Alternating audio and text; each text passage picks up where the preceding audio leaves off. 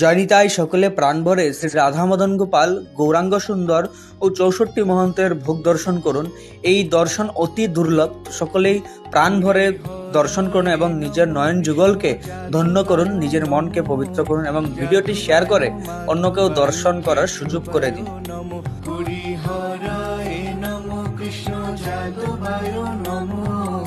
যাদবায় মাধবায় কেশবায় নমো।